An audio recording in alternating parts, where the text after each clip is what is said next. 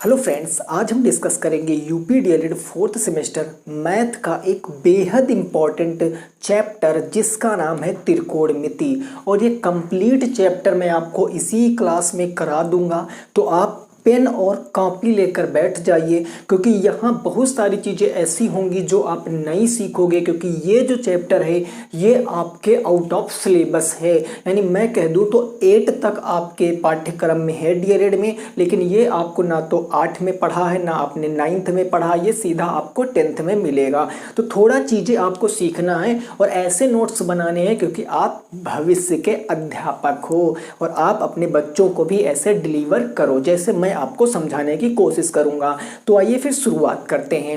सबसे पहले मैं आपको बताता हूं कि जो त्रिकोणमिति है, ट्रिगोनोमेट्री है, ये पूरी की पूरी दोस्तों समकोण त्रिभुज पर बेस है। समकोण त्रिभुज को सर क्या बोलते हैं इंग्लिश में? तो इसको बोलते हैं राइट एंगल ट्रायंगल। समकोण त्रिभुज पर पूरी जितना समकोण त्रिभुज की आपकी जानकारी है वो सारी आपको इसी क्लास में इसी चैप्टर में सीखने को मिलेंगी। तो मैं बात करता हूं कि जैसे कोई एक समकोण त्रिभुज आपके सामने कब है, जब भाई कैसे पहचानोगे कोई एक समकोण त्रिभुज है कि कैसा त्रिभुज है? तो जब किसी भी त्रिभुज का कोई एक एंगल 90 डिग्री का हो जाए, किसी भी त्रिभुज का एक एंगल अगर 90 डिग्री है तो वो समकोण त्रिभुज होगा। 90 डिग्री के ठीक सामने, 90 अंश के ठीक सामने जो भुजा होगी उसको हम लोग बोलते हैं कर्ण, इंग्लिश में उसको हाइपोटेनस बोलते हैं और एच से इसको रिप्रेजेंट किया जाता है।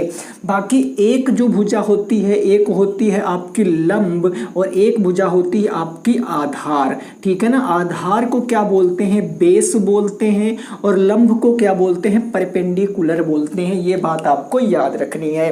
अब आपने पाइथागोरस थ्योरम पढ़ी है, अगर नहीं याद है तो मैं आपको बिल्कुल बेसिक लेकर चल रहा हूं कि मैं ये मानकर चल रहा हूं कि आपको नहीं पता है। पाइथागोरस थ्योरम क्या है? तो पाइथागोरस थ्योरम है कि कर्ण का स्क्वायर अगर हम करेंगे तो वो बराबर होगा लंब के स्क्वायर प्लस आधार के स्क्वायर के क्या होता है? बराबर होता है। यानी मैं कह दूं कि अगर हाइपोटेनस का स्क्वायर करूं तो वो परपेंडिकुलर का स्क्वायर प्लस बेस के स्क्वायर के बराबर होगा। कोई त्रिभुज समकोण होगा या नहीं होगा, ये बेसिकली यही प्रॉपर्टी बताती है। अगर किसी भी त्रिभुज को आपको चेक करना है कि वो समकोण होगा कि नहीं होगा तो आप यही चेक करोगे, सबसे बड़ी वाली जो भुजा है उसका आप वर्ग करोगे, अदर दो साइडों का वर्ग करोगे, अगर वो दोनों बराबर आ रहे हैं तो वो हमेशा समकोण त्रिभुज होता है। इतनी बात आपको पता होनी चाहिए। दूसरी चीज, अगर मैं इसका नाम दे दूं कि मान लिया इसके 3 शीर्ष हैं ए बी सी, 3 वर्टेक्स हैं ए बी सी, ठीक है? तो अगर मैं कहता हूं कि कोई भी एंगल यहां है, मैं इस एंगल की बात करता हूं, मान लेता हूं थीटा। थीटा का मतलब कोई भी एंगल होगा, तो इसके बिहाफ पर ये चीजें चेंज होती रहती हैं। यानी इसके सामने ये लंब है तो ये आधार भी बन सकता है। ये कब बनेगा अभी आगे बताऊंगा। ये आधार माने ये बेस भी बन सकता है और ये आधार और ये लंब भी बन सकता है, यानी कि परपेंडिकुलर भी बन सकता है। तो मैं आपको ये समझाने की कोशिश कर रहा हूं कि यहां पर लंब और आधार ये निश्चित नहीं होते हैं, ये चेंज होते रहते हैं। ये डिपेंड करता है एंगल के ऊपर, कोण के ऊपर। जैसा कोण हमें देगा क्वेश्चन में उसके बिहाफ पर हम लंब और आधार का निर्धारण करेंगे कि लंब क्या होगा और आधार क्या होगा। बाकी रही कर्ण की बात, तो कर्ण आपको हमेशा याद रखना है कि 90 अंश के सामने जो भी भुजा होगी वो कर्ण हो जाएगी। ये बात आपको याद रखनी है। इतनी बात अगर आपको पता है तो सीधा ट्रिगोनोमेट्री पे पहुंचते हैं। त्रिकोणमिति में आपको पता है बेसिकली 6 रेशियो होते हैं। एक होता है साइन, एक होता है कॉस और एक होता है सर आपका टैन। एक साइन होगा, एक कॉस होगा, एक टैन होगा। अब ये आप 3 देखो होते 6 हैं, लेकिन मेनली 3 हमको याद रखने होते हैं। अगर मैं बात बात करूं तो साइन थीटा क्या होता है, तो साइन थीटा आप सभी को पता है कि लंब बटे कर्ण होता है। लंब बटे क्या होता है सर, कर्ण होता है। अगर इंग्लिश में बात करूं तो परपेंडिकुलर अपॉन हाइपोटेनस हो जाता है, ठीक है। अगर मैं कॉस थीटा की बात करूं तो ये होता है आधार बटे कर्ण। आधार को इंग्लिश में क्या कहते हैं सभी को पता है, बेस अपॉन हाइपोटेनस होता है। अगर मैं टेन थीटा की बात करूं तो टेन थीटा क्या होगा भैया, टेन थीटा होगा आपका लंब बटे आधार। लंब बटे आधार यानी परपेंडिकुलर अपॉन बेस होता है। ये बात आपको याद रखनी है। अब सर कैसे याद रखेंगे वो भी तरीका बताऊंगा, कोई दिक्कत नहीं, कुछ भी आपको रटने की जरूरत नहीं है, बस आप नोट करते जाइए, अंत तक आप कहोगे मजा आ गया क्लास में। अब देखो साइन, साइन का जो अपोजिट होता है, ये साइन का अपोजिट होता है कॉसेक, यानी जहां साइन आएगा उसका अपोजिट उल्टा करोगे तो कॉसेक पता चल जाएगा। अगर मैं पूछूं कॉस, कॉस का उल्टा क्या होता है, तो कॉस का उल्टा होता है सेक। अगर मैं पूछूं टेन, तो टेन का उल्टा क्या होता है सर, कॉट हो जाता है। कैसे याद करोगे, यहां देखो टी आपको दिख रहा है तो टी वाला टी के अपोजिट हो जाएगा, ये बात आपको याद रखना। यहाँ आपको एस दिख रहा है तो यहाँ भी आपको एस दिख रहा है, इसके बिहाफ पर आप देख सकते हो। यहाँ आपको क्या दिख रहा है भाई, साइन और कॉसेक, यहाँ तो कुछ दिख ही नहीं रहा है, तो अब क्या करेंगे, ये दो तो हो गए, तो बच्चे जो एक वो उसी के अपोजिट हो जाएगा। तो अपोजिट का मतलब उल्टा। अगर साइन लंब बटे कर्ण होता है तो कॉसेक को मैं ये कह सकता हूँ कि वो कर्ण बटे लंब होगा, भैया उल्टा ही तो होता है। हाँ जी बिल्कुल, अगर ये कॉस थीटा आधार बटे कर्ण होता है तो सेक थीटा क्या हो जाएगा, सेक थीटा हो जाएगा कर्ण बटे आधार। बस आप ध्यान से सुनते रहिए, सारे क्वेश्चन लगेंगे। अगर मैं कहता हूं टेन थीटा लंब बटे आधार होता है तो कॉट थीटा क्या आधार बटे लंब होगा दोस्तों, बोलो क्या इतनी बात आपकी समझ में आई, आधार बटे लंब हो जाएगा, जी बिल्कुल हो जाएगा। तो इंग्लिश में भी इसको लिख देते हैं कि कर्ण को क्या बोलते हैं, हाइपोटेनस अपॉन परपेंडिकुलर, इसको बोलते हैं हाइपोटेनस अपॉन बेस, और इसको बोलेंगे बेस अपॉन परपेंडिकुलर। ये बात आपको याद रखनी है। अगर इतनी चीज़ें आपको पता हैं तो ये मान के चलिए कि आप त्रिकोणमिति जितना आपके सिलेबस में है वो सब आप जानते हो। बस मेन यही 3 और 3 6 यही आपको याद रखना है, उसके बाद केवल कैलकुलेशन है, और कैलकुलेशन तो आप अच्छे से करना सीख ही जाओगे, ये मैं आपसे वादा करता हूं। साइन थीटा पूछेगा तो perpendicular upon hypotenuse, cos theta पूछेगा तो base upon hypotenuse, tan theta पूछेगा तो perpendicular upon base, cosec theta पूछेगा तो hypotenuse upon perpendicular, sec theta पूछेगा तो हाइपोटेनस अपॉन बेस, और कॉट थीटा पूछेगा तो बेस अपॉन परपेंडिकुलर। सर इसको हम याद कैसे रखें, तो याद रखने का दोस्तों यही एक तरीका है, ये आपको याद रखना है लाल बटे कक्का। लाल बटे कक्का क्या है, एल से आपका क्या होगा, एल से आपका होता है लंब, ए से आपका क्या होता है, ए से आपका होता है आधार, और के से आपका क्या होता है, के से आपका होता है कर्ण। ये आपको याद रखना है। ये जो पहली लाइन होती है ये वाली लाइन, इसको बोलते हैं साइन थीटा, ये साइन की वैल्यू होती है। ये जो दूसरी वाली लाइन होती है इसको बोलते हैं कॉस, ये कॉस की लाइन होती है। और जो तीसरी वाली लाइन होती है इसको बोलते हैं टैन, ये टैन की लाइन होती है। अगर साइन कॉस टैन आप निकाल लोगे तो बाकी तो 3 इनके अपोजिट ही होते हैं। नीचे से ऊपर देखोगे तो इनको रेसिप्रोकल, और ऊपर से नीचे देखोगे तो इनकी वैल्यू। यानी साइन थीटा पूछो तो लंब बटे कर्ण, तो देखो क्या लंब बटे कर्ण है, बिल्कुल है। अगर कॉस थीटा पूछो तो आधार बटे कर्ण, क्या आधार बटे कर्ण है, बिल्कुल है। अगर टेन थीटा पूछो तो लंब बटे आधार, लंब बटे आधार है। और इनको आपने अब ठीक है, चलो अब इसके आगे डिस्कस करेंगे। इसके आगे अब देखो क्या क्या बातें होंगी वो आपको याद रखना। इतनी बात पता है तो मान लीजिए आप 90% क्वेश्चन कर लोगे इस चैप्टर के। यकीन नहीं होता तो अभी जब मैं क्वेश्चन कराऊंगा तब आप अपने आप खुद बताओगे कि यस बिल्कुल मैं ऐसे क्वेश्चन कर सकता हूं। अब जरा मेरी बात को समझने का प्रयास करना। मैं आपके सामने 2 ट्रायंगल बनाऊंगा और दोनों ट्रायंगल से मैं आपको डिफरेंशिएट करके दिखाऊंगा कि एंगल पर कैसे डिपेंड करता है त्रिकोणमिति रेशियो। ठीक है ना, मैंने 2 एंगल आपके सामने ऐसे बना दिए, कोई दिक्कत नहीं सर, हमने ऐसे 2 एंगल बना दिए। अब अगर मैं इसका नाम देना चाहूँ, ये है ए बी और सी, और यहाँ मैं इसका नाम दे देता हूँ ए बी और सी, दोनों एंगल दे दिया। मैं इस बार यहाँ बात करता हूँ कि मान लिया कि थीटा एंगल ये है और यहाँ मैं मान लेता हूँ कि थीटा एंगल ये है। अब ये फिगर 1 है, ये फिगर 1 है और ये फिगर आपकी 2 है। इसके बिहाफ पर हम अपने त्रिकोणमितीय रेशियो लिखेंगे। सबसे पहले आप लिखोगे साइन थीटा, यहाँ से लिखकर आपको बताना है साइन थीटा। साइन थीटा के बाद आप लिखोगे कॉस थीटा, कॉस थीटा के बाद आप यहाँ पर लिखोगे टेन थीटा। ठीक है, टेन थीटा के बाद आपको लिखना है सेक थीटा। आप लिखते चले जाइए। सेक थीटा के बाद आपको लिखना है कॉसेक थीटा और लास्ट में आपको लिखना है कॉट थीटा। आप इसके बिहाफ पर लिखो। देखो कैसे लिखोगे। आप कहोगे साइन थीटा क्या होता है, तो साइन थीटा अभी मैंने बताया है कि परपेंडिकुलर अपॉन हाइपोटेनस यानी लंब बटे कर्ण होता है। अब सर पर लंब कैसे लेंगे, आपको एंगल पर गौर करना है। एंगल है थीटा और फिगर में कौन सा एंगल थीटा है, ये वाला एंगल थीटा है ना, तो इसके सामने जो साइड होगी वो परपेंडिकुलर हो जाएगी और 90 डिग्री यहाँ बन रहा है, 90 डिग्री के सामने हाइपोटेनस एक बच्ची, तो ये बेस हो जाएगी इस फिगर के अकॉर्डिंग। यानी मैं कहूँ परपेंडिकुलर क्या है, तो आप कहोगे परपेंडिकुलर है ए बी और बेस हाइपोटेनस कितना है, तो ए सी। यहाँ से ए बी बाई ए सी आ जाएगा। अगर मैं कॉस थीटा बताऊं तो आप कहोगे बेस अपॉन हाइपोटेनस। बेस क्या है सर, देखो बेस है BC, तो ये हो जाएगा BC अपॉन AC। ठीक बात है। अगर मैं पूछूं टेन थीटा क्या होता है, तो परपेंडिकुलर अपॉन बेस होता है। परपेंडिकुलर क्या है, तो वो है AB। एंगल के हिसाब से आप देखते चले जाना और बेस कितना है, तो बेस है आपका BC। ये बात आपकी समझ में आ गई होगी। अब नीचे में ऐसे सेक थीटा की बात करूं तो सेक थीटा किसका अपोजिट होता है भाई, कॉस थीटा का। BC अपॉन AC है, तो मैं यहाँ कहूँगा सीधा मैं क्या AC अपॉन BC लिख सकता हूँ। AC अपॉन BC मैं डायरेक्ट क्यों लिख रहा हूँ, क्योंकि कॉस जो होता है वो सेक दोनों एक दूसरे के अपोजिट होते हैं। ऐसे में साइन की बात करूं तो साइन को किससे रिलेट करेंगे, कॉसेक से। अगर साइन थीटा आपका AB बाई AC है तो ये क्या AC बाई AB नहीं हो जाएगा, कहोगे जी बिल्कुल हो जाएगा। बच्चा आपका टेन, तो टेन किससे रिलेट करेगा, कॉट से।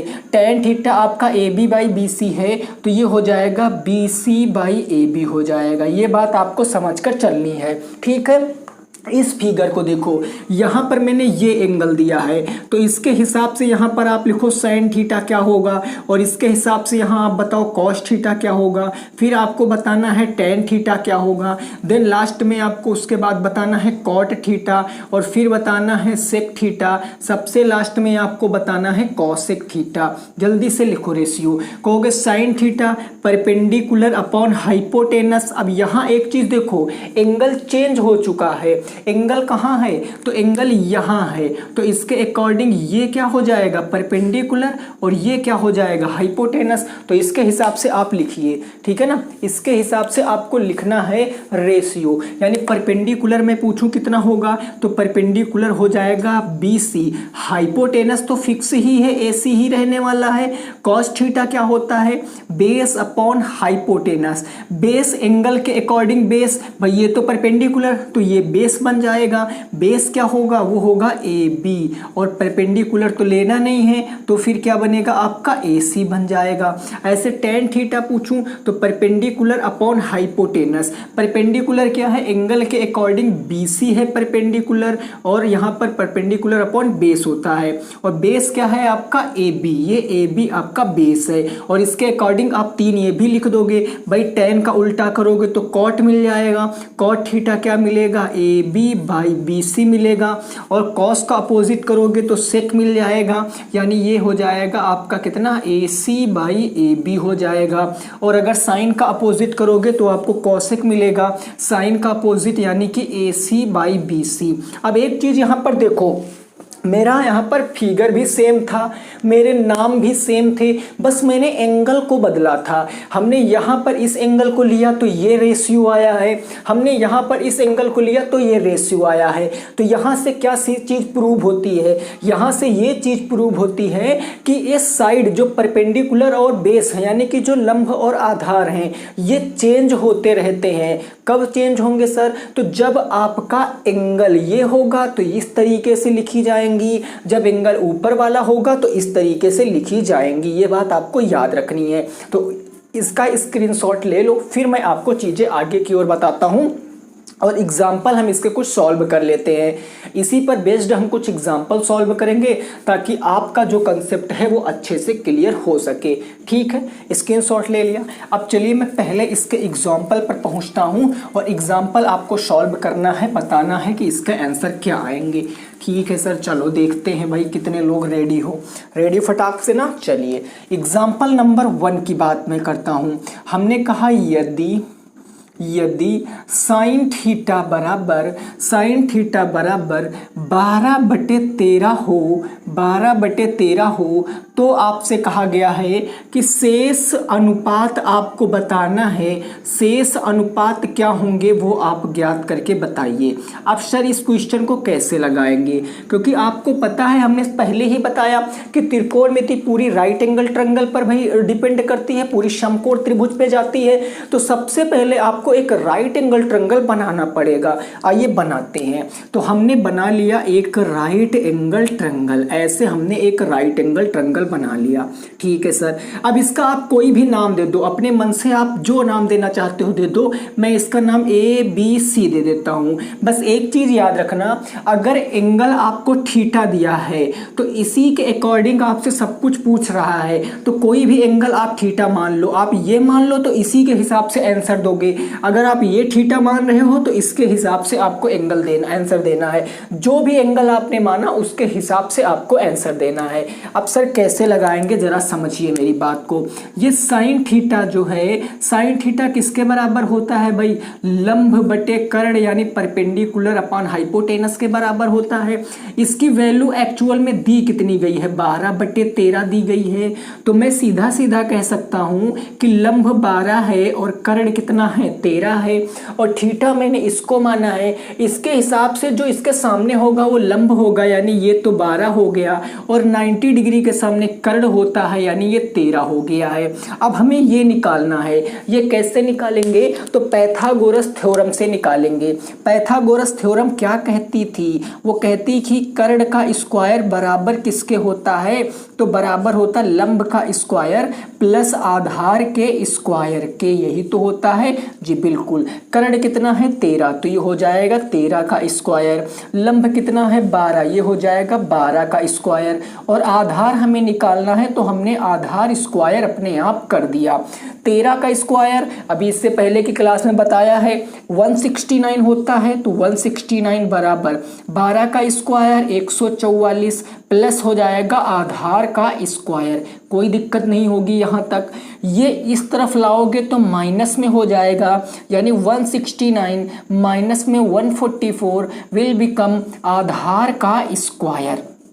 कोई दिक्कत नहीं। 169 से 144 जाएगा तो 25 बचेगा। स्क्वायर हटाओगे तो इधर रूट आ जाएगा, यानी मैं कह दूं जो बेस है वो कितना आ गया? अब रूट 25 का मतलब इसका वर्गमूल निकालोगे, और 25 का वर्गमूल क्या होगा दोस्तों? तो 25 का वर्गमूल 5 होगा, यानी जो बेस है वो कितना आ गया? 5 आ गया, और बेस यही तो था, तो ये आ गया आपका 5। अब अगर आपको ये साइड पता चल गई, आपको बेस भी पता है, आपको हाइपोटेनस भी पता है, आपको परपेंडिकुलर भी पता है, तो सारे अनुपात एक बार लिख कर निकाल लेते हैं। साइन थीटा आपको दिया गया था तो उसकी जरूरत नहीं है। कॉस थीटा निकालिए। कॉस थीटा के बाद इसका रेसिप्रोकल सेक थीटा लिख दीजिए। फिर आप निकालिए टेन थीटा, और टेन थीटा का रेसिप्रोकल आप कॉट थीटा लिख दीजिए, और लास्ट में आपको कॉसेक थीटा लिख देना है, क्योंकि साइन थीटा तो दिया ही गया है। अब आप देखो साइन थीटा क्या होता है? लंब बटे कर्ण। और कॉस थीटा क्या होता है भाई? आधार बटे कर्ण यानी बेस अपॉन हाइपोटेनस।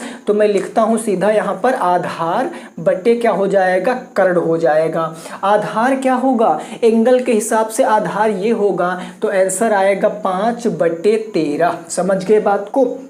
मैं पूछूं सेक थीटा, इसका अपोजिट, तो सीधा लिखते हैं 13/5। भाई रेशियो लिखने की जरूरत नहीं है, क्योंकि कॉस और सेक एक दूसरे के उल्टा होते, विपरीत होते हैं।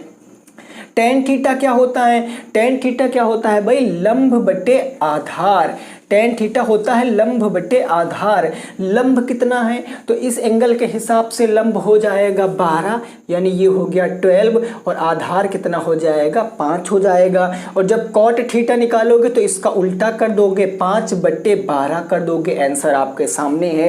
अब पूछू कॉसेक थीटा, कॉसेक किसका अपोजिट होता है साइन का। साइन 12 बटे 13 है तो कॉसेक कितना हो जाएगा 13 बटे 12 हो जाएगा। देखा कितना आसान क्वेश्चन है, बिल्कुल सिंपल है दोस्तों, कुछ नहीं करना है, आंखों ही आंखों में आंसर आपके सामने होंगे। कोई दिक्कत परेशानी नहीं किसी भी दोस्त को, क्लियर हो गई बात ना, डन है। आओ नेक्स्ट इसी पर पहुंचते हैं, अगला क्वेश्चन को सॉल्व करते हैं।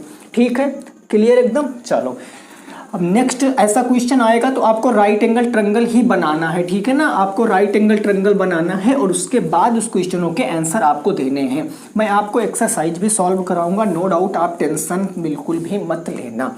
जैसे सेकंड एग्जाम्पल मैं करा देता हूँ, एग्जाम्पल नंबर 2। हमने कहा यदि 3 tan थीटा बराबर 4, तो आपसे पूछ रहा है कि साइन थीटा प्लस में कॉस थीटा का मान क्या होगा। अब इस क्वेश्चन का आप आंसर एक बार देखो, वीडियो को रोको और आंसर लगाने की कोशिश करो। आपकी बुक में ऐसे बहुत सारे क्वेश्चन मिलेंगे। जब आप अभी एक्सरसाइज खोल के रख लो अपनी आंखों के सामने, बुक उठाओ, फटाफट जाओ बुक उठाओ, खोल के रख लो और देखो ऐसे क्वेश्चन आपको मिलेंगे। ठीक है, अब सर इसको कैसे लगाते थे, तो आप यहाँ पर देखोगे कि अगर मैं इस क्वेश्चन को सॉल्व करूंगा तो एक्चुअल में लिखा है 3 × tan थीटा बराबर में 4 और 3 उधर इंटू से जाएगा डिवाइड में, यानी मैं कहूँगा ये लिखा है कि tan थीटा बराबर 4/3, यही लिखा है। और एक्चुअल में tan थीटा किसके बराबर होता है, तो लाल बटे कक्का से याद रखो कि tan थीटा लंब बटे आधार के बराबर होता, यानी लंब दिया गया 4 और आधार दिया गया है 3। अब इसके बिहाफ पर आप एक ट्रायंगल को मेंशन करो, एक ट्रायंगल बनाओ। आइए सर बनाते हैं ट्रायंगल। ऐसे हमने एक ट्रायंगल बना लिया। अब यहाँ एक चीज देखो, आपको थीटा दिया गया है, ये देखो थीटा दिया गया और आपसे थीटा में ही वैल्यू पूछे है, माने एंगल आप किसी एक को फिक्स कर लो थीटा और उसके अकॉर्डिंग आप आंसर दे दो। तो मैं मानता हूं ए, बी और सी हमारा क्या है, एक ट्रायंगल है। हमने इसको एंगल मान लिया कि ये थीटा है। ठीक है सर, अब इसके अकॉर्डिंग देखो लंब क्या है, तो इसके सामने वाली भुजा माने 4, आधार कितना है 3। आपको ये कर्ड निकालना है, तो कर्ड कैसे निकालेंगे, अभी जस्ट बताया, पाइथागोरस थ्योरम का यूज करो कि जो कर्ड का स्क्वायर है वो बराबर होता है किसके, लंब के स्क्वायर के और प्लस किसके, आधार के स्क्वायर के, यही बराबर होता है। वैल्यू रखो, लंब कितना है 4, तो ये 4 का स्क्वायर, आधार कितना है 3, तो 3 का स्क्वायर, और ये बराबर चलता रहेगा कर्ड के स्क्वायर के। ठीक है, तो कर्ड स्क्वायर बराबर 4 का स्क्वायर 16, 3 का स्क्वायर 9, तो मैं कह सकता हूं कि जो कर्ड का स्क्वायर है वो 16 + 9 25 के बराबर आ जाएगा। बोलो आ जाएगा ना। अगर मैं कहूँ स्क्वायर जाएगा तो उधर किस में आएगा भैया, रूट में आ जाएगा, यानी कर्ड बराबर अभी आपने निकाला √5 की वैल्यू क्या होती है 5 होती है, यानी जो हाइपोटेनस है ये वाली साइड कितनी आ गई 5 आ गई। अगर ये साइड 5 आ गई तो हमें पूछा था इस क्वेश्चन का जवाब। अब इस क्वेश्चन का जवाब आप देखो कैसे तुरंत दोगे, क्योंकि क्या पूछा है, आपसे पूछा है कि बताइए कि साइन थीटा और प्लस कॉस थीटा कर देंगे तो क्या आंसर आएगा। साइन थीटा होता है लंब बटे कर्ड, कॉस थीटा क्या होता है आधार बटे कर्ड, बेस बटे, या हम लिख देते हैं आधार, आधार बटे क्या होता है कर्ड। वैल्यू रखो भाई, लंब कितना है तो एंगल के सामने लंब कितना हो जाएगा 4 और कर्ड कितनी आई है 5, तो 4/5 प्लस आधार कितना है, तो आधार है आपका 3 और कर्ड कितना है 5, तो 3/5। जब इसको आप सॉल्व करो देखो हर बराबर है तो एक हर हमने ले लिया, ये बन गया 4 + में 3, तो अब ये कितना आ जाएगा 4 + 3 7/5, यानी क्वेश्चन का आंसर कितना आएगा दोस्तों 7/5 आ जाएगा। बिल्कुल सिंपल सा क्वेश्चन था, कितना आंसर आएगा 7/5 आ जाएगा। इससे इजी चैप्टर आपको कोई नहीं लगेगा, बस आपको अंत तक जुड़ना पड़ेगा। ठीक है, कितना आ गया आंसर 7/5 आ गया, बिल्कुल क्लियर है, डन हो गई बात ना, क्लियर। आओ नेक्स्ट आगे पहुंचते हैं। आगे अब मैं आपको थोड़ा सा कंफ्यूज करने वाला हूं, तो आप थोड़ा सा सतर्क रहना। मैं पहले चेतावनी दे देता हूं, आप क्वेश्चन को अच्छे से रीड करेंगे, क्योंकि तभी आप डिफ्रेंशिएट कर पाएंगे कि एक्चुअल में हमको कहाँ समझना है। हमने कहा कि ये आपके सामने एक फिगर में बना देता हूँ, एक फिगर मैंने बना दिया, मैं इसका नाम दे देता हूँ ए बी और सी। ठीक है सर, मैंने इसका नाम ए बी सी दे दिया है, कोई दिक्कत नहीं है। अब मैं आपसे कहता हूँ कि ये है 17, ये है 15, तो आपको बताना है कि आपको बताना है तो साइन ए कॉस बी नहीं, कॉस सी ले लो, कॉस सी साइन ए कॉस सी, टेन ए का मान बताओ। टेन ए का आपको क्या बताना है, मान बताना है। अब इस क्वेश्चन को आप समझो, जरा बात को, इस क्वेश्चन को समझो। आपको एक फिगर दे दिया गया है और फिगर के अकॉर्डिंग आपसे कहा गया है कि साइन ए कॉस सी और टेन ए का मान बताना है। कैसे बताओगे? तो सबसे पहला काम क्या है, सबसे पहला मकसद है कि ट्रायंगल की तीनों साइडें पता होनी चाहिए। अरे भाई, ट्रायंगल की तीनों साइडें कैसे पता करेंगे? तो वही पाइथागोरस थ्योरम से। अगर मैं पाइथागोरस थ्योरम अप्लाई करूंगा तो ये आ जाएगा कर्ण का स्क्वायर बराबर लंब का स्क्वायर, यही तो आएगा, प्लस आधार का स्क्वायर। आप कहोगे जी बिल्कुल, ये बात बिल्कुल समझ आ रही है। कर्ण कितना है 17, तो 17 का स्क्वायर। लंब कितना है आपको निकालना है, तो ये लंब का स्क्वायर ही मैं यहाँ पर रखता हूँ। आधार कितना है 15, तो ये 15 का स्क्वायर हमने लिख दिया। 17 का स्क्वायर 17 इंटू 17 करोगे तो 289 आएगा, और ये आपका हो जाएगा लंब का स्क्वायर। 15 इंटू 15 करोगे तो 225 आ जाएगा। अब E2 निकालना है ना, तो इसको इधर भेजो, यानी 289 माइनस में आ जाएगा 225, बराबर में आ गया लंब का स्क्वायर। जब 9 में से 5 जाएगा 4, 8 में से 2 गया 6, और स्क्वायर हटाओगे तो रूट में, यानी लंब बराबर क्या आ गया, √64। और √64 का मतलब इसका स्क्वायर रूट निकालेंगे तो 8 आ जाएगा, यानी लंब कितना आ गया, 8 आ गया। अब यहाँ पर आप सबसे पहले निकालो साइन ए। ध्यान से दोस्तों समझना, साइन थीटा बराबर क्या होता है, साइन थीटा बराबर होता है लंब बटे कर्ण। लेकिन एक चीज आप यहाँ पर देख रहे हो, आपको एंगल डिफरेंट दिया है। यहाँ एंगल ए है, यहाँ एंगल सी है, फिर एंगल ए है, तो आपको कौन सा एंगल लेना पड़ेगा, आपको एंगल ए लेना पड़ेगा। यानी इस वाले एंगल की बात कर रहा है, और इसके हिसाब से ये क्या हो जाएगा, लंब। यानी यहाँ मैं लंब के स्थान पर BC लिख सकता हूँ, और 90 डिग्री के ठीक सामने कर्ण होता है, यानी ये क्या हो जाएगा, AC हो जाएगा। जब इसकी वैल्यू लिखूंगा तो देखो BC कितना है, आप कहोगे 15 है, और AC कितना है 17 है। समझते रहना, कंफ्यूजन यही होती है, दुर्घटना यही होती है। तो 15/17 हो गया। दूसरा मैं आपसे पूछता हूं, आपसे पूछा है कि cos C की वैल्यू, cos थीटा क्या होता है, cos थीटा होता आधार बटे कर्ण, आधार बटे कर्ण। अब यहाँ एंगल आप देखो, आप कहोगे यहाँ एंगल तो हमको C दिया है ना, तो इस बार C वाले एंगल पे ऑब्जर्वेशन आपकी करना है। C के हिसाब से इसके सामने जो है वो लंब हो जाएगा, यानी ये होगा लंब हो जाएगा, और आधार तो आपका BC रहने वाला है, तो आपको लिखना है BC। कर्ण तो फिक्स है, उसके सामने कर्ण हो जाएगा AC। तो वैल्यू रखो, BC की वैल्यू हो जाएगी 15 और AC की वैल्यू हो जाएगी 17। अब ये सेम देखकर आप ये मत घबरा जाना कि ये गलत है, नहीं, एंगल मैंने चेंज कर दिया। यहाँ साइन A था और यहाँ cos C है। तीसरा आपको बताना है कि tan A की वैल्यू क्या होगी। tan थीटा बराबर क्या होता है भाई, लंब बटे आधार होता है। A के हिसाब से लंब क्या है, तो A के हिसाब से लंब है BC, और आधार क्या हो जाएगा, A के हिसाब से लंब BC और आधार हो जाएगा AB। तो ये हो गया आधार। जब वैल्यू रखोगे तो BC की 15 और AB की वैल्यू कितनी हो जाएगी, 8। ये क्वेश्चन का आंसर है। तो क्या बात आपकी समझ में आ गई है? मैं समझाना क्या चाह रहा था वो आपकी समझ में आ गया होगा कि बेसिकली करना क्या होता है हमको। यहाँ पर अगर मैं आपसे पूछूं तो एंगल को आपको ऑब्जर्व करना पड़ता है। ठीक है, एंगल को ऑब्जर्व करिए और अपना आंसर आप लेकर जाइए। ठीक है, क्लियर है, डन है। चलो अब आगे के कंसेप्ट पे पहुंचते हैं। चलिए भैया, अब आगे आपको बताता हूँ।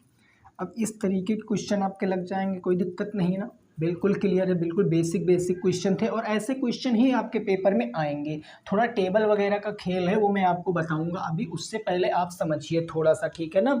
क्या समझना है सर कि एक होता है आपका कार्टेशियन प्लेन, ऐसे करके आपके चतुर्थांश होते हैं, ये चतुर्थांश ऐसे होते हैं, इसको बोलते हैं एक्स एक्सिस, और ये होता है वाई एक्सिस, ये भी वाई एक्सिस होता है, ये भी एक्स एक्सिस होता है। तो अंतर सर क्या होता है यहाँ पर, ये जो एक्स एक्सिस होता है ये पॉजिटिव होता है, प्लस का होता है, ये जो वाई एक्सिस होता है ये पॉजिटिव प्लस का, और ये एक्स एक्सिस निगेटिव, और ये भी वाई एक्सिस का होता है निगेटिव होता है। अब देखो जरा, इसको बोलते हैं प्रथम चतुर्थांश, फर्स्ट क्वाड्रेंट बोलते हैं। यहाँ से डायरेक्ट क्वेश्चन आपके पेपर में पूछा गया है, तो मैं आपको बताता हूँ कैसे क्वेश्चन पूछा गया है, ज़रा समझना।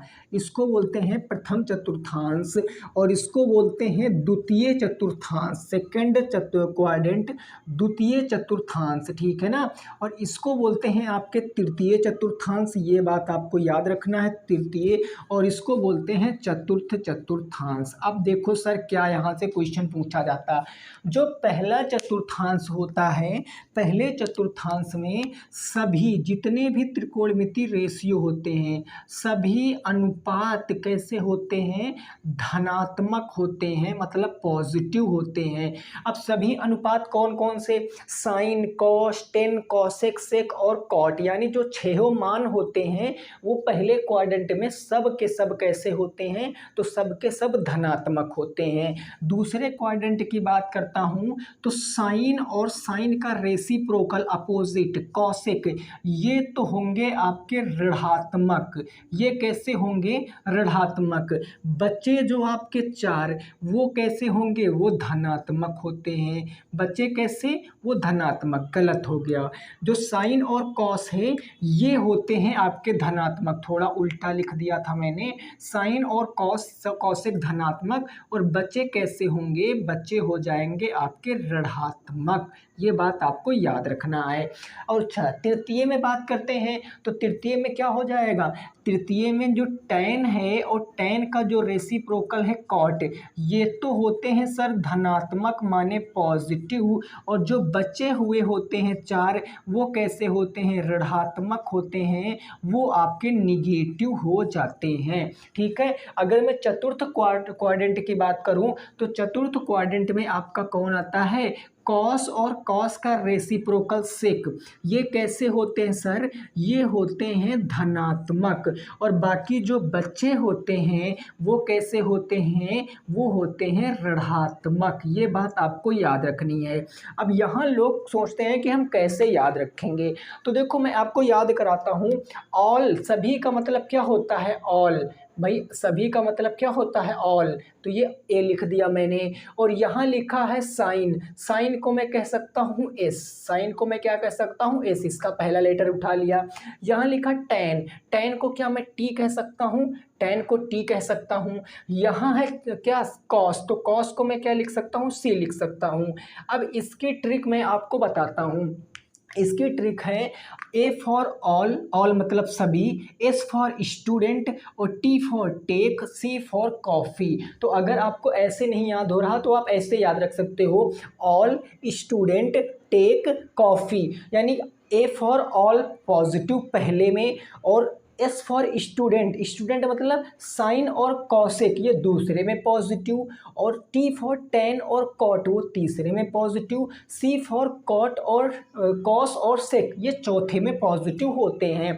यहाँ से क्वेश्चन आपके पेपर में पूछा गया कि बताइए साइन किस किस चतुर्थांश में धनात्मक होता है, तो पहले में और दूसरे में साइन धनात्मक होता है। अगर टेन पूछा जाएगा तो पहले और तृतीय में पूछा जाएगा, अगर कॉस पूछा जाएगा तो पहले और चतुर्थ में होता है। तो इस तरीके से आपको चीज़ें क्या करनी है, याद रखनी है।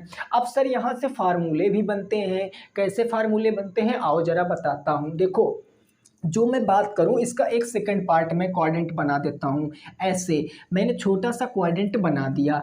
अब यहाँ होता है दोस्तों 0 डिग्री, यहाँ 0 डिग्री होता है, ऊपर होता है 90 डिग्री, यहाँ होता है 180 डिग्री और यहाँ होता है 270 डिग्री। फिर जब इधर घूमोगे तो हो जाएगा 360 डिग्री। मतलब जब हम एंटी क्लॉकवाइज जाएंगे, इधर से इधर को जाएंगे, माने कि व्युत्क्रमानुपाती चलेंगे, घड़ी के अपोजिट जाएंगे तो आपके एंगल बढ़ेंगे, और घड़ी के हम सही घड़ी यानी कि क्लॉकवाइज जाएंगे तो एंगल आपके घटते हैं। तो यहाँ से क्वेश्चन देखो क्या पूछा जाता है, आपके मैं फार्मूले लिखता हूँ। तो सबसे पहले आपको याद रखना है कि अगर साइन 90 माइनस थीटा आएगा तो क्या लिखेंगे, साइन के बाद अगर मैं कहूँ tan 90 माइनस थीटा आएगा तो क्या लिखोगे, tan के बाद मैं कहता हूँ अगर cos 90 माइनस थीटा आएगा तो आपको क्या लिखना है। तो ज़रा आप यहाँ पर समझो।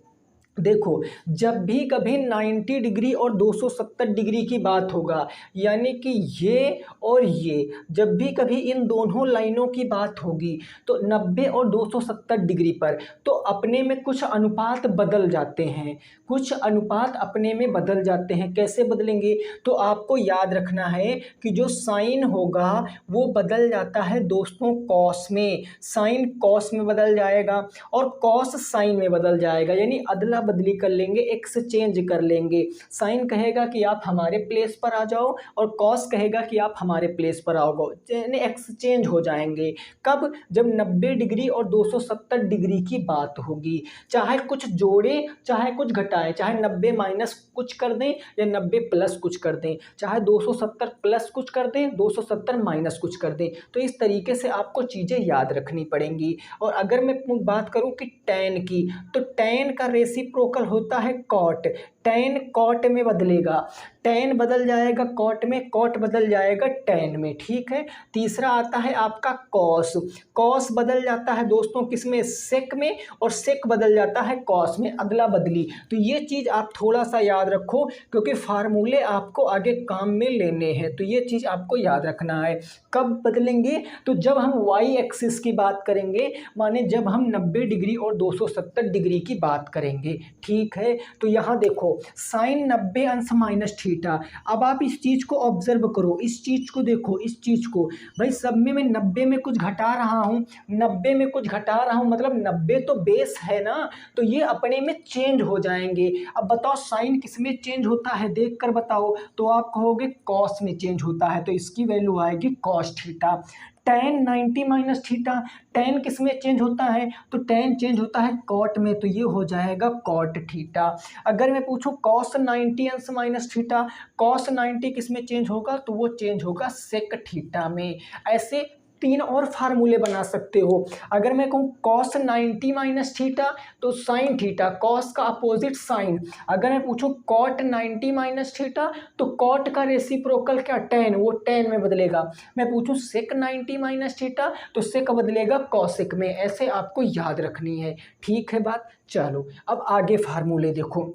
ये तो हो गया कि जब हम कुछ घटाते हैं, अब जब जोड़ेंगे तो फार्मूले कैसे बनेंगे, आइए ज़रा दिखाते हैं हम आपको। हमने कहा कि साइन 90 प्लस थीटा आपको बताना है, उसके बाद आपको बताना है tan 90 प्लस थीटा।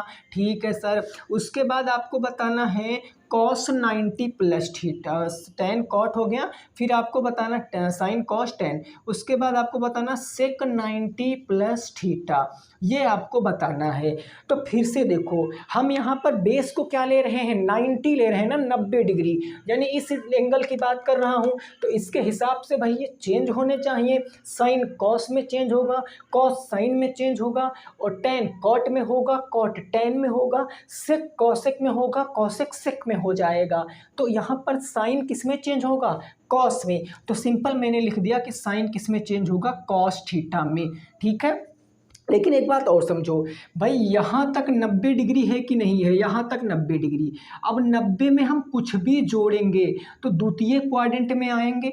भाई 90 में कुछ भी जोड़ दें तो सेकंड क्वाड्रेंट में आएंगे। तो सिंबल भी याद रखना पड़ेगा आपको कि साइन में कुछ भी जोड़ रहे हो तो सेकंड क्वाड्रेंट में जा रहे हो। सेकंड क्वाड्रेंट में क्या होगा, सेकंड क्वाड्रेंट में साइन क्या होता है, पॉजिटिव हो जाता है। तो इसीलिए पॉजिटिव कॉस थीटा आएगा। अगर मैं कहूँ ten 90 plus theta, ten 90 plus theta, 90 में कुछ जोड़ रहे हैं तो दूसरे चतुर्थांश में जाएंगे, तो मतलब चेंज तो होगा, कॉट में होगा। लेकिन समझो टेन, भाई 90 प्लस थीटा दूसरे चतुर्थांश में पड़ेगा कि नहीं पड़ेगा, और दूसरे चतुर्थांश में तो टेन निगेटिव होता। फिर से याद करो, ऑल स्टूडेंट टेक कॉफी, यानी दूसरे में स्टूडेंट, एस फॉर साइन और कॉसेक धनात्मक, बाकी ऋणात्मक। तो यहाँ टेन तो ऋणात्मक रहता, इसीलिए टेन 90 प्लस थीटा क्या होता है, माइनस के कॉट थीटा होता है। अगर मैं कहूँ सेक 90 प्लस थीटा, 90 में कुछ जोड़ रहे हो, तो जब 90 में कुछ जोड़ रहे हो तो सेक तो कॉसेक में चेंज होगा, नो डाउट, बिल्कुल क्लियर है, सेक कॉसेक में चेंज होगा। लेकिन सेक सेक क्या दूसरे चतुर्थांश में धनात्मक रहता है, बताइए जरा, क्या सेक दूसरे चतुर्थांश में धनात्मक रहता है? आप कहोगे नहीं, क्योंकि ऑल स्टूडेंट टेक कॉफी दूसरे में एस आता है, एस मतलब साइन और क्या होता है, कॉसेक, तो ये तो धनात्मक होता नहीं। तो इसका आंसर क्या आएगा, माइनस के कॉस थीटा आएगा। अब एक हमें आप निकाल कर बताओ कि कॉस 90 प्लस थीटा क्या होगा, जल्दी से बताओ, सोच समझ कर दोस्तों। कॉस 90 प्लस थीटा क्या होगा? कहोगे 90 में प्लस जोड़ रहे हैं तो डेफिनेटली कॉस किस में चेंज होगा, साइन में। अच्छा, कैसे चेंज हो रहा है, यहाँ लिखा है कि जब 90 270 की बात होगा तो चेंज हो गया, इस हिसाब से कॉस साइन में चेंज हो गया। लेकिन हम किस क्वाड्रेंट में जा रहे हैं, 90 में कुछ जोड़ रहे हैं तो मतलब दूसरे चतुर्थांश में जाएंगे, और दूसरे चतुर्थांश में क्या कॉस धनात्मक रहता है? बोलो, क्या कॉस धनात्मक रहता है? नहीं, ऑल स्टूडेंट टेक कॉफी, याद हो जाएगी ये लाइन इंड तक आपको। दूसरे में एस मतलब साइन और कॉसेक धनात्मक, तो ये ऋणात्मक आता है। ये बात आपको याद रखना। ये फार्मूले आपसे पूछे जाएंगे ऑब्जेक्टिव में कि बताइए कॉस 90 प्लस थीटा क्या होता है, तो सिंपल याद रखो माइनस साइन थीटा होता है। मैं आपको ऐसे सिखाने की कोशिश कर रहा हूं कि कुछ मत याद करो, कुछ भी नहीं याद है तो भी आपके पास इतना टाइम पेपर में रहेगा कि आप इन सारे क्वेश्चनों के जवाब दे पाओगे। बोलो, क्या क्लियर है कि नहीं क्लियर है, एक बार बताओ। क्या इतनी बात आपकी समझ में आ रही है दोस्तों, एक बार बताइए, क्लियर हो गई? ऐसे करके आप कितने भी सारे फार्मूले बना सकते हो, 180 का बना सकते हो, 270 का बना सकते हो, कितना भी फार्मूले आप बना सकते हो। ठीक है, ओके, क्लियर। चलिए अब मैं बताता हूँ कि वैल्यू कैसे हमको याद रखनी है। अगर पेपर में नहीं याद हो रही है तो वैल्यू की टेबल हम कैसे 5 से 6 मिनट में बना सकते हैं, क्योंकि आगे आपके बहुत काम आने वाली है वो टेबल। ठीक है, तो मैं आपको बताता हूँ कि टेबल अगर आपको मान लिया नहीं याद आ रही, इन फ्यूचर मान लिया नहीं याद आ रही है, तो टेबल को आप कैसे बनाओगे जरा ध्यान से समझना। इससे पहले भी मैंने कई बार आपको टेबल बनाना बताया है कि टेबल को आप आसानी से बना सकते हो। ठीक है, तो मैं यहाँ पर थोड़ा सा टेबल की जो है वो रूपरेखा को तैयार करता हूँ। ऐसे करके मैंने इधर कुछ आपके वैल्यू लिखना है और इधर मैंने को कुछ आपसे एंगल लिखना है। ये हो जाएगा 0 डिग्री, ये हो जाएगा आपका 30 डिग्री, ये हो जाएगा आपका 45 डिग्री, और ये हो जाएगा आपका 60 डिग्री, लास्ट में आपका हो जाएगा 90 डिग्री। ठीक है, ये हो जाएगा आपका साइन, ये ऐसे साइन हो गया, ये हो जाएगा आपका कॉस, ये हो गया आपका टेन, टेन के बाद ये हो गया आपका कॉट, कॉट के बाद ये हो गया आपका सेक, सेक के बाद ये हो गया आपका कॉसेक। ठीक है, ऐसे करके आपको टेबल बनानी है। यहाँ पर मैं लिखता हूँ 0 डिग्री, यहाँ पर मैं लिखता हूँ 30 डिग्री, और ये हो गया आपका 45 डिग्री, ये हो गया आपका 60 डिग्री, ये हो गया आपका 90 डिग्री। कोई दिक्कत नहीं। ये हो जाएगा आपका साइन, ये होगा कॉस, ये होगा भैया टेन, फिर होगा कॉट, उसके बाद होगा सेक, और लास्ट में होगा कॉसेक। अब देखो कैसे हमें टेबल जल्दी जल्दी लिखनी है। कैसे? सबसे पहले आपको 1 0 से लेकर 4 तक संख्याएं लिखनी है, 0 से लेकर 4 तक संख्याएं लिखनी है। पहला स्टेप कहाँ तक संख्याएं लिखोगे? 0 से 4 तक। सभी संख्याओं को 4 से आप डिवाइड कर दोगे, जितना भी नंबर है उसको 4 से आप क्या करोगे? डिवाइड कर दोगे। अब जो सॉल्व हो रहा है उसको सॉल्व कर लो। देखो अगर 4 को 0 से भाग करोगे तो 0 ही आएगा, ये तो सॉल्व हो नहीं रहा है तो ये 1/4 ही बनेगा। ये 2 से कट रहा है 1/2 बार में, तो इसको हमने 1/2 लिख दिया। क्या 1/2 लिखें? बताओ 1/2 लिखें? बिल्कुल लिख सकते हैं। ये 3/4 को क्या मैं सॉल्व कर सकता हूँ? नहीं कर सकता हूँ सर, तो 3/4 ही रखूँगा। 4 और 4 कट जाएगा तो 1 बन जाएगा। इतना स्टेप समझ में आया? क्या बताया? 0 से 4 तक संख्याएं लिखो, सभी संख्याओं को 4 से डिवाइड करो, उसके बाद सॉल्व करके लिख दो। अब इतना करने के बाद सारे नंबरों पे आपको रूट लगा देना है। जितने भी नंबर हैं सारे नंबरों पे आपको रूट लगा देना है ऐसे, और इसको सॉल्व करना। 0 की चाहे जितनी पावर करो, चाहे जितना रूट निकाल लो, 0 ही रहने वाला है। ठीक है, 1 का चाहे रूट निकालो, चाहे जो निकालो 1 ही रहेगा, तो ये 1 आ गया। और 4 का रूट क्या होता है? कल की क्लास याद है ना? 4 का रूट होता है 2। 1 का रूट क्या होता है? 1 ही होता है, लेकिन 2 नहीं होता है, क्योंकि 2 सबसे छोटी अभाज्य संख्या है, तो इसका आ जाएगा √2। अगर मैं बात कहूँ क्या 3 बाहर निकाल सकते हैं? नहीं निकाल सकते, तो √3 एज इट इज़ रहेगा। क्या 4 का हम कुछ बाहर निकाल सकते हैं सर? बिल्कुल 2 निकाल सकते हैं, तो 2 आ गया।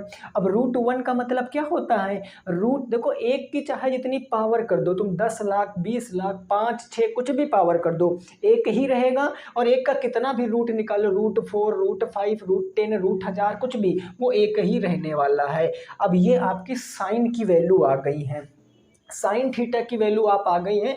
आप सीक्वेंस में लिखते हुए चले जाओ। जैसे मैं कहूँ पहले क्या लिखा है? 0, फिर क्या लिखा है? 1/2, फिर क्या लिखा है? 1/√2, उसके बाद क्या लिखा है? √3/2, उसके बाद क्या लिखा है दोस्तों? 1 लिखा है। ये साइन की वैल्यू आपके सामने आ गई है। ठीक है, 2-3 बार कोशिश करोगे जल्दी बनेगा। अब इसको पीछे से इधर लिखते चले जाओ तो कॉस की वैल्यू पता चल जाएगी। सबसे पहले है आपका 1 के बाद पीछे से है √3/2, तो मैंने आगे लिख दिया। फिर आएगा 1/√2, तो 1/√2 लिख दिया। फिर आएगा 1/2, तो 1/2 लिख दिया। फिर आएगा 0, तो मैंने 0 लिख दिया है। इतनी बात आपकी समझ में आ गई है? ठीक है। अब दूसरी बात कि tan थीटा बराबर क्या होता है, एक फार्मूला याद रखिए। तो tan थीटा बराबर होता है sin थीटा बटे में cos थीटा होता है। अब मान लिया हमें tan 0 डिग्री की वैल्यू निकालनी है। मान लिया कि tan 0 डिग्री की वैल्यू निकालनी है, तो ये कैसे निकालेंगे? sin 0 डिग्री और अपॉन में हो जाएगा cos 0 डिग्री। sin 0 डिग्री की वैल्यू क्या है? तो है 0, और cos 0 डिग्री की वैल्यू क्या है? 1। जब 0 को 1 से डिवाइड करोगे तो क्या आएगा? 0 को तुम किसी से भी डिवाइड कर दो, वो 0 ही रहने वाला है।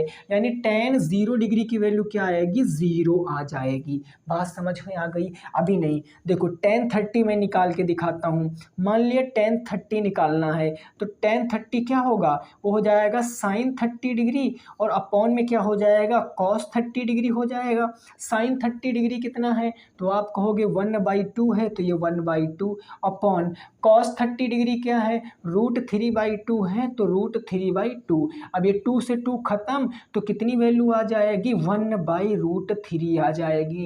यानी इसकी वैल्यू क्या आएगी?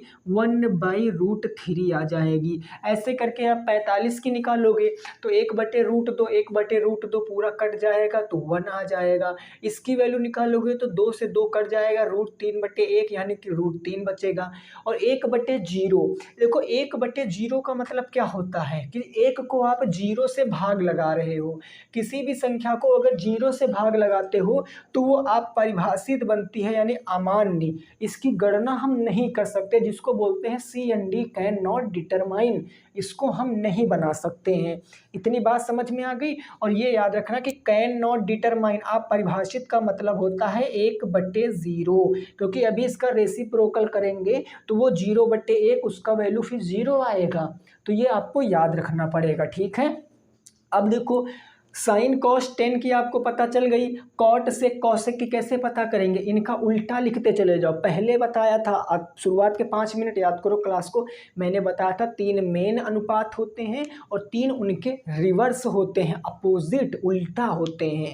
तो अगर मैं tan जीरो, जीरो का मतलब क्या है, 0/1, जब इसका उल्टा करूंगा तो ये क्या बनेगा, 1/0, और 1 को 0 से भाग करेंगे तो बनेगा इनफाइनाइट, यही तो बनेगा।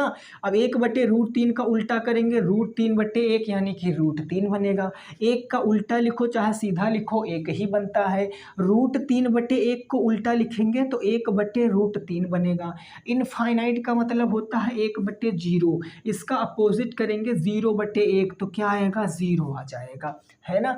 सेक, सेक होगा कॉस का अपोजिट, यानी 1 का अपोजिट 1, √3/2 का अपोजिट हो जाएगा 2/√3, √2/1 का अपोजिट हो जाएगा √2, 1/2 का अपोजिट 2, और 0 है ना, 0, 0 का मतलब क्या होता है, 0/1, इसका अपोजिट करोगे तो 1/0, किसी भी नंबर को 0 से भाग करोगे तो आएगा इनफाइनाइट, यानी डिटरमाइन नहीं कर सकते।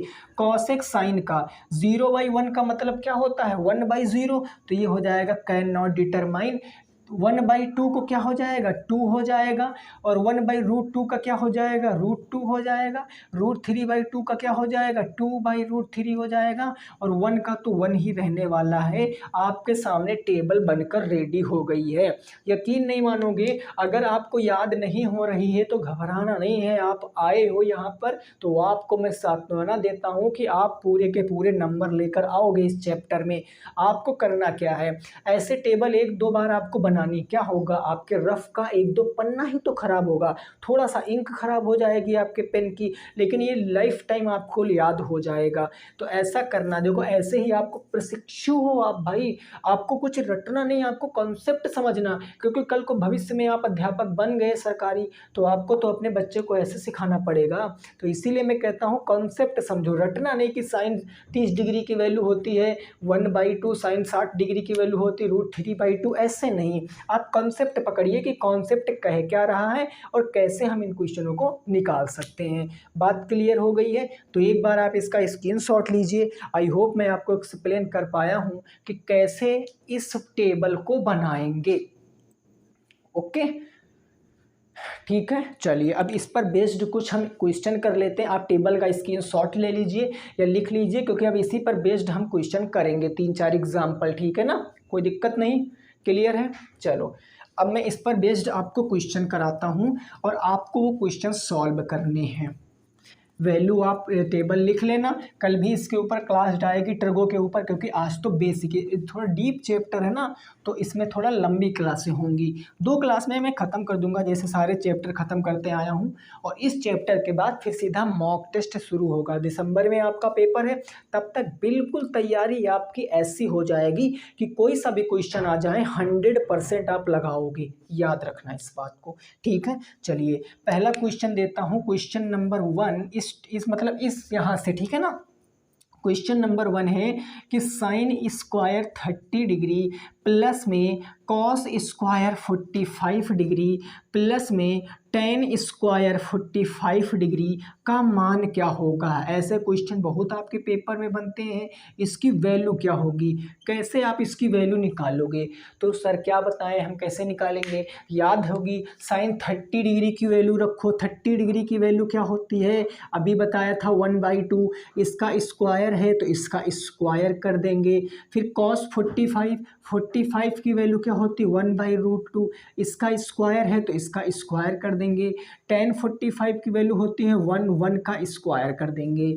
अब जब इसको मैं सॉल्व करूंगा तो 1 का स्क्वायर 1 होता है, 2 का स्क्वायर 4 होता है, 1 का स्क्वायर 1, और रूट, जब भी कभी किसी भी रूट वाली संख्या का स्क्वायर करोगे तो उसका मतलब है √2 × √2, और जब इसका स्क्वायर करोगे तो 2 निकल कर आ जाएगा, 1/2 आ जाएगा, प्लस 1 का स्क्वायर करोगे तो आपका 1 आएगा, 1 का स्क्वायर 1 आएगा। अब इसको आपको सॉल्व करना है। देखो ये रेशनल नंबर, ये रेशनल नंबर, ये नहीं है तो इसके नीचे आप 1 मानो। 4, 2 और 1 का लासा क्या होगा, एलसीएम 4, 2, 1 का 4, 1 को 4 बनाने के लिए 4 से नीचे और 4 से ऊपर, 2 को 4 बनाने के लिए 2 से नीचे और 2 से ऊपर, ये तो 4 ऑलरेडी है तो ये हो जाएगा 1/4 प्लस में 2/4 प्लस में 4/4 हो जाएगा। सारे डिनोमिनेटर बराबर हैं तो आप एक बार एक को ले लोगे, यानी हो जाएगा 1 + 2 + 4। जब इसको आप सॉल्व करोगे तो 4 2 6 1 7/4, यानी आंसर क्या आ जाएगा 7/4 आ जाएगा। कितना आएगा आंसर दोस्तों 7/4 एकदम से करेक्ट आंसर होगा। ठीक है, 7/4 क्या आ जाएगा राइट आंसर आ जाएगा। क्लियर हो गई बात, कोई दिक्कत नहीं ना, डन है, मामला एकदम क्लियर है। चलिए नेक्स्ट क्वेश्चन देखते हैं अगला क्या कह रहा है और उस क्वेश्चन को लगाने की कोशिश करते हैं। नेक्स्ट क्वेश्चन, जैसे अगला क्वेश्चन मैं दे देता हूं आपके सामने, क्वेश्चन नंबर 2। मैंने आपसे कहा कि कॉस स्क्वायर 30 डिग्री प्लस में tan 45 है और फिर प्लस में मैं कह देता हूँ सेक स्क्वायर 60 डिग्री का मान क्या होगा। ध्यान से देखना क्वेश्चन, क्योंकि हो सकता कहीं पर स्क्वायर लगा हो कहीं पर स्क्वायर ना लगा हो, तो आप इसका आंसर बताएंगे कैसे इसका आंसर आएगा। Sine square 30 degree plus tan 45 plus sec square 60 degree की वैल्यू क्या होगी। अभी आपने टेबल याद किया है, नहीं याद किया तो मैं आपको बताता हूँ, केवल आप कैलकुलेशन करोगे, लेकिन प्रॉमिस है कल आपको सॉल्व करके ये याद करके टेबल आना, या फिर आप जहाँ पढ़ते हो उस कॉपी पर आपको टेबल लिख लेनी है, क्योंकि इस पर बेस्ड क्वेश्चन आएंगे तो आपके दिमाग में ये भ्रम नहीं होना चाहिए कि हमें वैल्यू नहीं याद है। ठीक है, तो मैं पूछूं cos 30 डिग्री की वैल्यू क्या होती है, कहोगे √3/2, इसका हमें क्या कर देना है स्क्वायर कर देना है। tan 45 की वैल्यू होती है 1।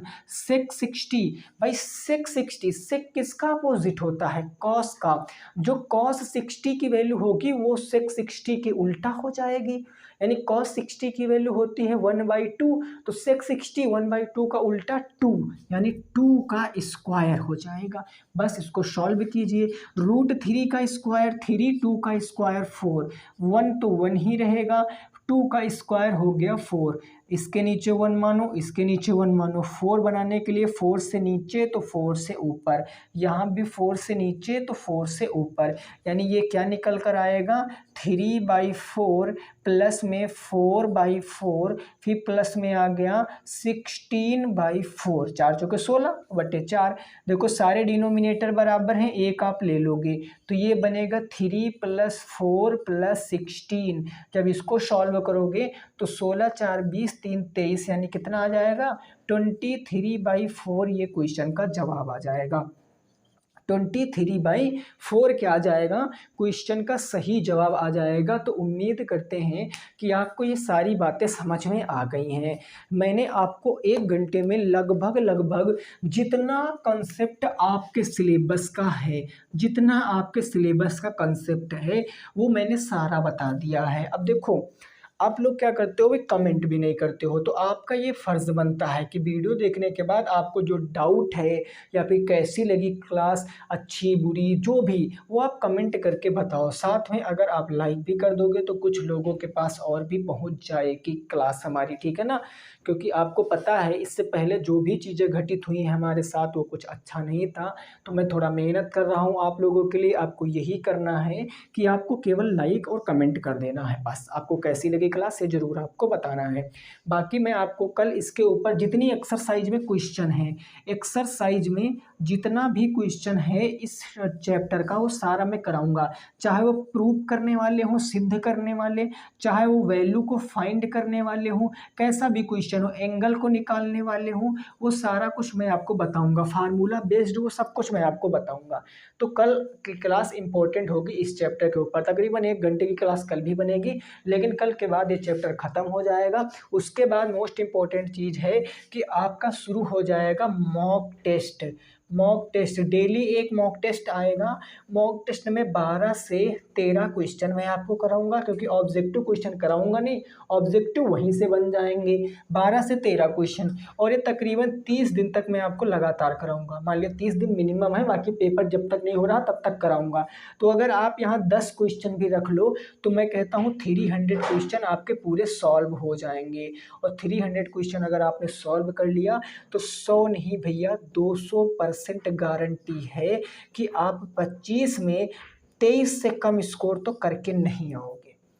25 में 23 से कम स्कोर करके नहीं आओगे। बस ये कि मैं पढ़ा दूं और आप पढ़ लें, काम खत्म नहीं। आपको दिन में आधा घंटे जरूर अपने नोट्स को रिवीजन करना पड़ेगा। ठीक है, तो क्लास कैसी लगी जरूर बताना दोस्तों, लाइक कमेंट जरूर कर देना। मिलेंगे आपसे नेक्स्ट क्लास में, तब तक सभी साथी रखेंगे अपना ख्याल। जय हिंद, जय भारत और वंदे मातरम।